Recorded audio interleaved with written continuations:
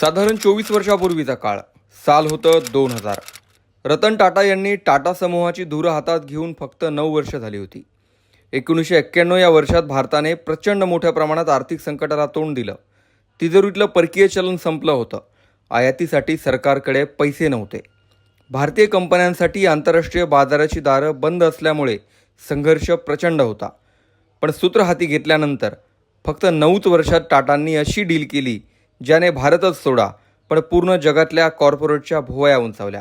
ज्या भारताकडे 9 वर्षांपूर्वी कर्ज काढून पेमेंट करण्याची वेळ आली होती, त्या भारतातल्या कंपनीने ब्रिटनमधील टेटली ही कंपनीच विकत घेतली.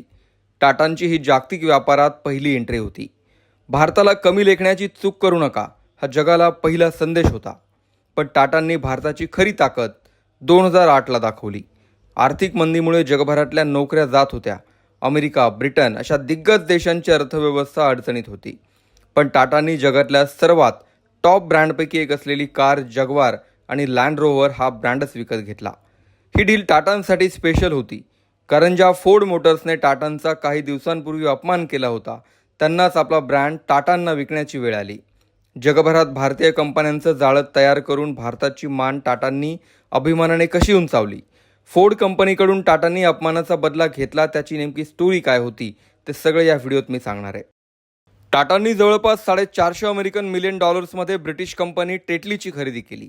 यानंतर टाटांनी जागतिक बाजारात पाऊल टाकलं आणि जवळपास 3 डझन छोट्या मोठ्या कंपन्या विकत घेतल्या. यापैकी मोठी डील होती Anglo Dutch steel company chorus. त्यानंतर अशीच एक डील झाली ज्याला अपमानाचा बदला घेण्याचा इतिहास म्हणून पाहिला जातो. ही डील होती जगवार लँड रोव्हरची. टाटा नॅनो तयार करून भारताला सर्वात स्वस्त कार देणारेही टाटाच होते आणि जगाला लक्झरी कार देणारेही टाटाच होते. जगवार आणि लँड रोव्हरची स्टोरी सुरू होते ती 1998 मध्ये.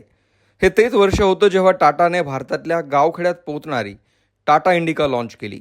दिल्लीच्या प्रगती मैदानावर कार शोमध्ये इंडिकाची एंट्री झाली. मारुतीच्या झेनसारखी बॉडी, अँबॅसेडरची केबिन साईज आणि अल्टोसारखं मायलेज हे टाटांचं भारताला प्रॉमिस होतं. इंडिकाची टक्कर होणार होती ती मारुतीसोबत. अखेर इंडिकाची एंट्री झाली आणि लाखाच्या वर बुकिंगही झाल्या. पण इंडिकामध्ये तांत्रिक अडचणी असल्याचं लक्षात आल्यानंतर या गाडीचं मार्केट प्रचंड कोसळलं.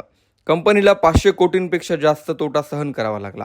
इंडिका ही कार टाटा मोटर्सचं रूप बदलून टाकणारी ठरणं अपेक्षित होतं. 2009ला फक्त 1 लाखात कार उपलब्ध करून देणाऱ्या टाटांनी इंडिकाचा सेल वाढवण्यासाठी प्रचंड प्रयत्न केले.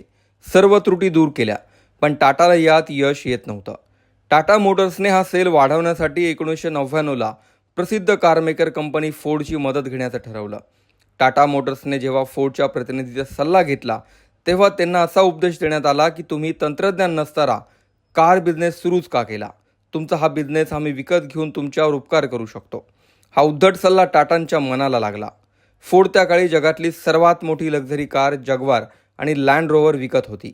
फोर्डने जगवारसाठी 1989 मध्ये $2.5 बिलियन मोजले होते, तर लँड रोव्हरसाठी 2000 साली $2.7 बिलियन मोजले होते.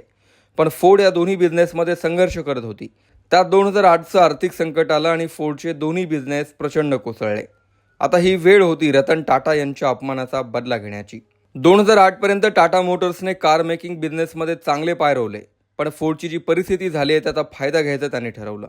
जगवार लँड रोव्हर टाटांनी फक्त $2.3 बिलियन मध्ये विकत घेतली आणि फोर्डवरच उपकार केले. ही तीच फोर्ड होती जी एकेकाळी टाटांना उपकाराची भाषा करत होती. बाजी पलटली होती. मीठ बनवण्यापासून ते सॉफ्टवेअर बनवणारी कंपनी आता जगातली सर्वात लक्झरी कारही तयार करणार होती, तेही आपल्या अपमानाचा बदला पूर्ण करून. या डीलनंतर टाटा मोटर्सने मात्र कधीही मागे वळून पाहिलं नाही आणि दोन्ही ब्रँड प्रचंड यशस्वी करून दाखवले. रतन टाटा यांनी मुंबईतल्या ब्रीचकँडी रुग्णालयात वयाच्या 86व्या वर्षी अखेरचा श्वास घेतला आणि भारताने आपला कोहिनूर हिरा गमावला. उद्योग विश्वातला एक दानशूर आणि संवेदनशील उद्योगपती अशी टाटांची ओळख होती. भारतीय कंपन्यांना जगाची दारं खुली करून देण्याची, भारताच्या बाहेर जाऊनही बिझनेस करण्याचं व्हिजन दाखवणाऱ्या टाटांनी फक्त उद्योग विश्वालाच नव्हे तर भारतालाही पोरकं केलं. Tata Motors, TCS, Tata Sons, Tata steel असे अनेक बिझनेस टाटांनी यशस्वी करून दाखवले. त्यांनी कायम लो प्रोफाईल उद्योगपती म्हणून राहणंच पसंत केलं. अशा या उद्योगपतीला भावपूर्ण श्रद्धांजली.